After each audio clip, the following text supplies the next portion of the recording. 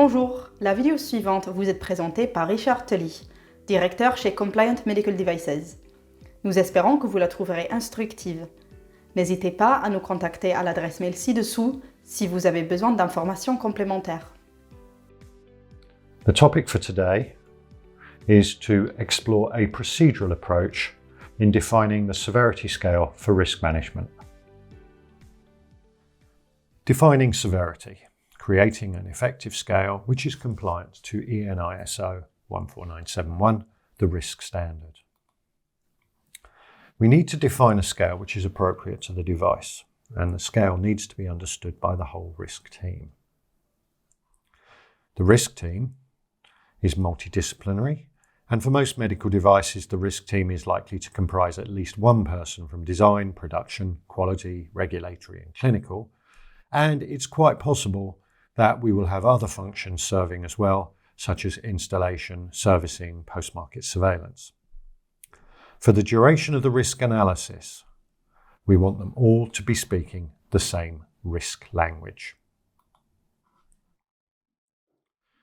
Every territory has laws in place, and these require risk analysis to be conducted for medical devices.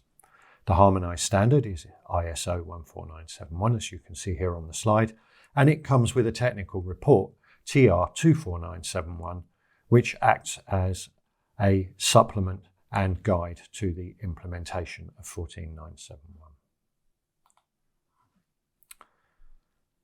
The standard requires that a plan is created for each particular medical device.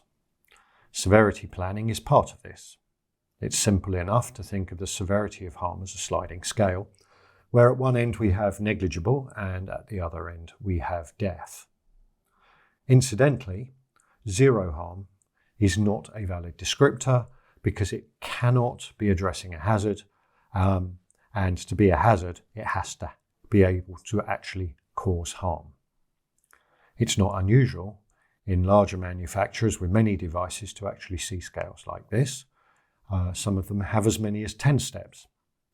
It's a scale which attempts to provide for every grade of harm.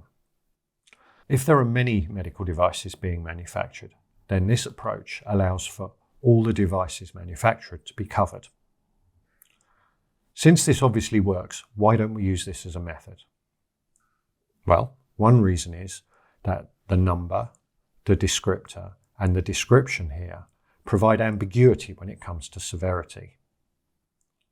The difference between any two levels is going to be subject to persistent argument. In fact, looking at this, you could replace the whole table with a sequence of emojis like this. The only measurable anchors in either of these two scales is death at one end and almost no harm at the other. Everything else is up for debate, plus or minus at least one level. Let's look at the severities of harm capable of being caused by a syringe. If the device is found to be cracked or broken, there will be a delay to treatment. This is negligible harm, as the medical professional will simply take another syringe from the box. The syringe seal could fail during use. An underdose would be delivered and there'd be a mess to clean up. The medical professional would have to start again and estimate the balance of the required dose. This would still be a very minor harm. Stepping on a discarded syringe, which could lead to a cut or a fall, which we could call serious harm, is unlikely but possible.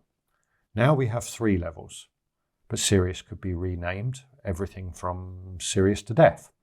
The risk team now have specific examples to work to. The severity scores are appropriate and specific to the device. A syringe pump has very different harms.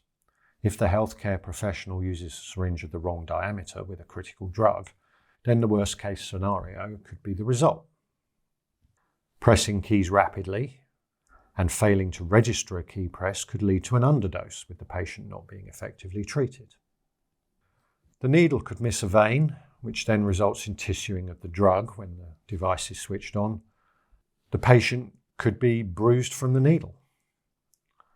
Line and power cables could inherit the area around the patient. And for negligible harm, we could have a delay as the healthcare professional programs the device itself.